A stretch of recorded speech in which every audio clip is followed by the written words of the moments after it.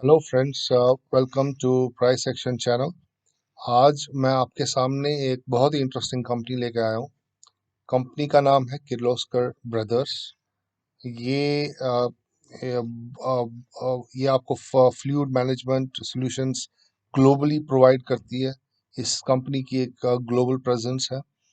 तो इसका हम एक टेक्नो फंडा एनालिसिस करेंगे। हम पहले इसके फंडामेंटल्स देखेंगे, इस कंपनी के फंडामेंटल्स कैसे हैं। उसके बाद हम इसके टेक्निकल्स में जाएंगे और हम जानने की कोशिश करेंगे क्या ये सही टाइम है स्टॉक में एंटर करने के लिए या नहीं। तो पहले फंडामेंटल एनालिसिस करते हैं, उसके बाद हम टेक्निकल्स में जाएंगे। आप मेरे साथ जुड़े रहिए। तो अगर मैं इसके फंडामेंटल्स देखूं तो ये कंपनी करीब करीब 2000 करोड़ का इसका मार्केट कैप है। और इसका जो आरओसी वो 12% है और आरओई जो है वो लगभग 7.5% है, जो इतना अच्छा नहीं दिख रहा। लेकिन ये कंपनी एक अपकमिंग कंपनी है, तो हम इस चीज को थोड़ा इग्नोर कर सकते हैं। आरओई कंपनी का जो है वो 7.5% है। इसके अलावा डिविडेंड पे आउट जो कंपनी देती है वो काफी अच्छा है, 27.6% का डिविडेंड पे आउट है। तो ये तो कुछ पैरामीटर्स थे। यहाँ पर डेब्ट टू इक्विटी रेशो जो है वो भी काफी अच्छा है, दैट्स अराउंड 0.33। स्टॉक का पी जो है वो 19.2 है और इंडस्ट्री का पी जो है वो भी 19.9 है, जो कि बताता है कि स्टॉक उतना ज्यादा महंगा नहीं है, लेकिन जो इंडस्ट्री स्टैंडर्ड है ये it meets that industry standard almost. मतलब एक ठीक लेवल पे है, ना ज्यादा महंगा है और ना ज्यादा सस्ता है। मैं आपसे पहले भी कह चुका हूँ, अगर आपको अच्छा स्टॉक खरीदना है तो आपको थोड़ा महंगा ही खरीदना पड़ेगा। अगर आप ये सोचेंगे कि भाई जब स्टॉक एकदम नीचे आ जाए, सस्ता हो जाए, तब मैं उसको खरीदूंगा, तो सस्ता होने का मतलब ये भी हो सकता है कि उस स्टॉक में अब वो ताकत नहीं रही, इसमें अब वो इतनी एनर्जी नहीं रही कि ये ऊपर जा सकता है। तो मेरा ख्याल है आपको सस्ता जो है उसको अवॉइड करना चाहिए और एक अच्छे स्टॉक को देखना चाहिए, क्योंकि एक बहुत ही एक पुरानी कहावत है कि सस्ता रोए बार बार, महंगा रोए एक बार। तो अगर आप स्टॉक्स की दुनिया में आए हैं तो आपको कोशिश करनी चाहिए कि अच्छा स्टॉक खरीदे। ये सस्ता और महंगा इसके चक्कर में पड़ना मेरा ख्याल है ठीक नहीं। तो उसके बाद अगर हम देखें स्टॉक के, इस स्टॉक के क्वार्टरली रिजल्ट्स अगर हम एनालाइज करते हैं, तो क्वार्टरली रिजल्ट्स में देखिए आप इसकी सेल्स जो है वो इस वक्त ऑन द अपर साइड है। 642 के बाद 761 करोड़ की इसकी सेल है। ऑपरेटिंग प्रॉफिट जो है वो भी काफ़ी हायर एंड पे, अगर आप देखें यहाँ पर दिसंबर 2019 में 102 करोड़ का प्रॉफिट था। उसके बाद इस बार 95 करोड़ का प्रॉफिट है। कोविड के दौरान इसका प्रॉफिट -1 हो गया था, जो कि काफ़ी नीचे था, लेकिन इस बार प्रॉफिट काफ़ी अच्छा आया। ऑपरेटिंग प्रॉफिट मार्जिन अगर आप देखें तो वो अभी तक के सबसे हाईएस्ट है। ये देखिए 13% इसका ऑपरेटिंग मार्जिन है, जो कि इतने क्वार्टर्स में कभी भी 13% नहीं दिखे थे। इसके अलावा इसका अगर आप देखें प्रॉफिट बिफोर टैक्स, अगर आप देखें वो 82 है। अब वो देखें अभी तक पिछले क्वार्टर्स में कभी भी इतनी अच्छी लेवल तो कभी नहीं थी इसकी।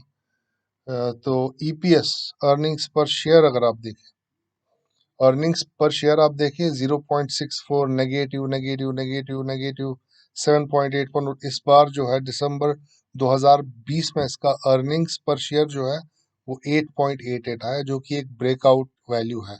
मेरा ख्याल है अगर आप बाकी क्वार्टर से इसको कंपेयर करें तो एक ब्रेकआउट वैल्यू है। तो ये तो था इसका क्वार्टरली एनालिसिस। अब अगर हम इसके प्रॉफिट एंड लॉस की स्टेटमेंट्स को देखें तो इसका जो सेल्स है, सेल्स भी इसका काफ़ी ऑन द हायर साइड ही है। मार्च 2019 में भी अच्छा सेल आया था। उसके बाद मार्च 2020 में भी अच्छा सेल आया है। मार्च 2019 के बाद वो कोरोना वायरस की वजह से थोड़ा डाउन हो गया था, लेकिन it was on the upside, the sales were on the upside. Operating profit आप देखें मार्च 2020 में सबसे ज़्यादा ऑपरेटिंग प्रॉफिट है, 207 करोड़ का ऑपरेटिंग प्रॉफिट आया है लगभग। ऑपरेटिंग प्रॉफिट मार्जिन ये भी आप देखें, ये करीब करीब 7% है, टीटीएम 8% दिखा रहा है।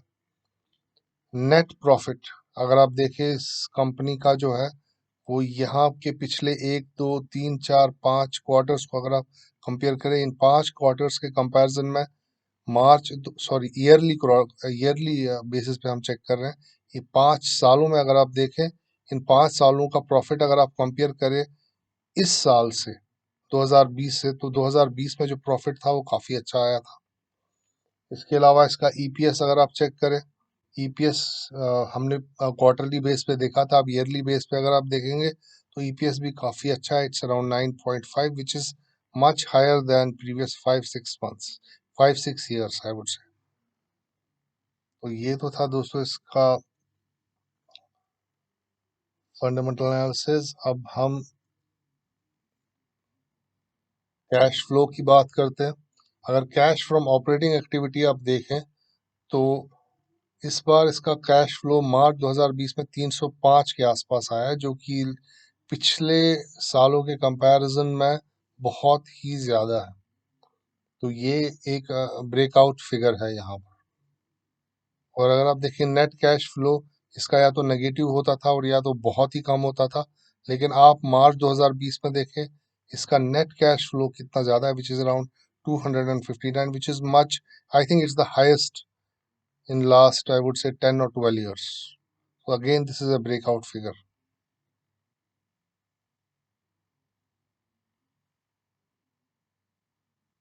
अगर आप इसकी शेयर होल्डिंग पैटर्न की आप बात करें तो ये देखें, एफआईएस जो है ये एक जमाने में काफी अच्छा स्टेक इसमें रखते थे, 2.5 2.25। उसके बाद अगर आप देखेंगे यहाँ से इन्होंने अपना स्टेक जो है वो कम करना शुरू कर दिया, 1.8 से गिर के 1.13, फिर 0.89, फिर दिसंबर 2020 में इन्होंने अपना स्टेक बढ़ा दिया इसके अंदर, और मार्च 2021 में इन्होंने अपना स्टेक फिर से बढ़ा दिया है। तो यहाँ पर देखें आप, इनका स्टेक बढ़ चुका है, which is quite healthy figure. इसके अलावा पब्लिक का, प्रमोटर का जो शेयर है वो लगभग सेम ही है, इट्स अराउंड 65.95, जो ये बताता है कि promoters have the confidence to stay invested in this company. तो दोस्तों ये था इसका फंडामेंटल एनालिसिस। अब हम इसका टेक्निकल एनालिसिस करते हैं। तो आइए चार्ट्स पे चलते हैं और देखते हैं वहां पर क्या सूरत हाल बन के आ रही है, सो दैट हमें भी ये पता चले कि क्या ये एक करेक्ट लेवल है इस वक्त इस स्टॉक में कुछ एंटर होने की या नहीं। तो आइए चार्ट्स पे चलते हैं। दोस्तों अब हम किर्लोस्कर ब्रदर्स, जिसका हमने अभी फंडामेंटल एनालिसिस किया था, अब हम इसका एक टेक्निकल एनालिसिस करते हैं। हम जानने की कोशिश करते हैं कि स्टॉक में टेक्निकली क्या हो रहा है, क्या ये एक अच्छी लेवल पर है जहां पर हम इसे खरीद सकते हैं। तो ये समझने की कोशिश करते हैं। तो स्टॉक कर क्या रहा है, स्टॉक देखिए 300 पे लिस्ट हुआ था, 300 पे लिस्ट होने के बाद स्टॉक 112 की लेवल पर गया, वापस 300 की लेवल पे आया, फिर से नीचे गया, फिर से ऊपर गया, इसको क्रॉस करने की कोशिश की थी जो इसका लिस्टिंग प्राइस था, लेकिन कामयाब नहीं हो सका, सेलिंग हुई यहाँ पर, वो प्राइस वापस नीचे आ गया। उसके बाद ये जो आपको ये यहाँ पर एक बड़ा रेड कैंडल दिख रहा है, ये रेड कैंडल कोरोना वायरस के दौरान, जब वो पहली आउटब्रेक आई थी उस दौरान ये एक रेड कैंडल यहाँ पर बना था, लेकिन ये प्राइस ने इस ट्रेडिंग रेंज को नीचे की तरफ एक फॉल्स ब्रेक दिया था, लेकिन अगले ही कैंडल में से एक अच्छा सपोर्ट मिला और प्राइस वापस इस ट्रेडिंग रेंज के अंदर चला गया। फिर उसके बाद फिर से इस ट्रेडिंग रेंज के बॉटम को टेस्ट किया और उसके बाद स्टॉक लगभग 100 रुपए की लेवल से चढ़कर अब 245 की लेवल तक पहुंच चुका है, यानी कि लगभग डबल से ज्यादा हो चुका है अभी स्टॉक। अब सवाल ये है कि अ, अगर यहाँ पर मैं आपको और अच्छे से समझाऊं, ये देखिए ट्रेडिंग रेंज इस तरीके से बन रही थी, यहाँ पर ये प्राइस इस तरीके से ऑसिलेट कर रहा था। हम फिजिक्स में शायद आप लोगों ने पढ़ा हो, एक ऑसिलेटरी मोशन होती है जिसमें वो पेंडुलम ऊपर नीचे ऊपर नीचे ऊपर नीचे कर रहा होता है। ये भी बिल्कुल उसी तरीके से ऑसिलेट कर रहा है, इस रेंज के अंदर ऑसिलेट कर रहा था।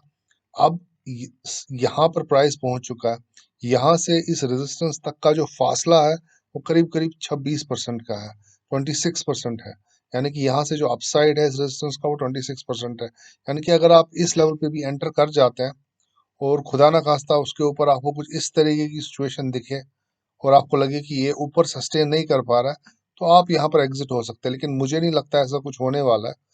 यहाँ से प्राइस बड़े आराम से इस रेजिस्टेंस को तोड़ेगा।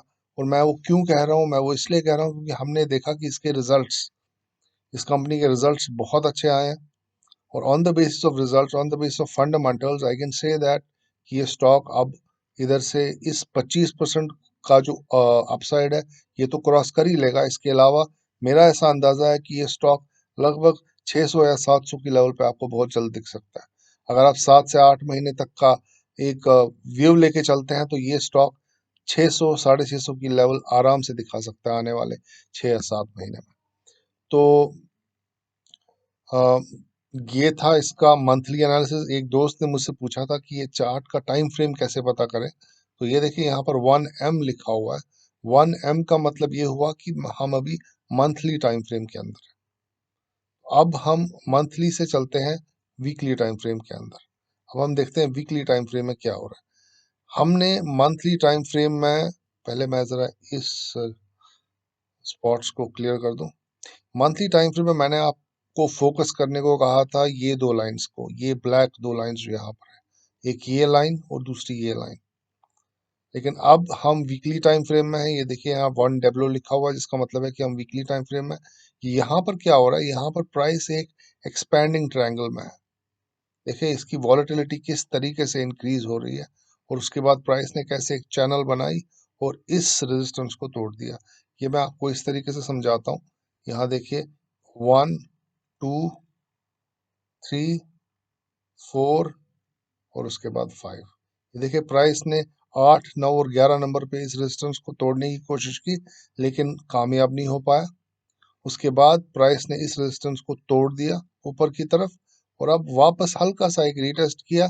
अब यहाँ पर प्राइस एक बेस बना रहा है, ये एक बेस बना रहा है, और इस बेस बनाने के बाद प्राइस इस 26% की जो अपसाइड है उसको क्रॉस करेगा। उसके बाद आगे 600 या 700 की लेवल तक बड़े आराम से जा सकता है।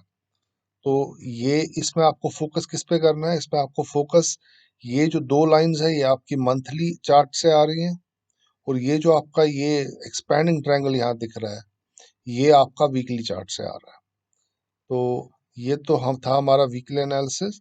अब हम जरा डेली एनालिसिस इसका करते हैं। डेली में आपको क्या दिख रहा है, इसको मैं रब कर लेता हूँ पहले। डेली एनालिसिस में आप देखें एकदम ये जो ये जो कैंडल्स है इनका साइज एकदम छोटा हो चुका है। यानी कि यहाँ पर अब एक्यूमुलेशन हो रहा है। यहाँ पर जो बिग बड़े बड़े फंड्स है, फंड हाउसेस है, वो यहाँ पर एंटर करने की कोशिश करेंगे। और यहाँ पर अगर आप देखें, ये जिस तरीके से एंटर होते हैं ये बिल्कुल इसको, इसका जो कैंडल का जो स्प्रेड होता है वो बिल्कुल श्रिंक हो जाता है। और श्रिंक होने का मतलब ये हुआ कि अगर मैं यहाँ पर वॉल्यूम भी देखूं, हालांकि मैं ज्यादा वॉल्यूम देखता नहीं हूँ, लेकिन अगर मैं वॉल्यूम भी देखूं तो वॉल्यूम भी बिल्कुल बिल्कुल खत्म हो चुका है यहाँ पर। तो ये क्लियर एक एक्यूमुलेशन जोन है यहाँ पर, और ये एक्यूमुलेशन जोन बहुत जल्दी ऊपर की तरफ टूटने वाली है। तो इस स्टॉक में आप इन लेवल्स पे बड़े आराम से एंटर कर सकते हैं। आप एक स्टॉप लॉस लगाइए 205 रुपए का, और आप एंटर हो जाइए स्टॉक के अंदर। और आप अपना टारगेट रखिए करीब करीब 700 रुपए तक आप अपना टारगेट रखिए, जो मेरा ख्याल है आने वाले 4 से लेके 5 दिनों में बड़े आराम से आपको मिल जाएगा।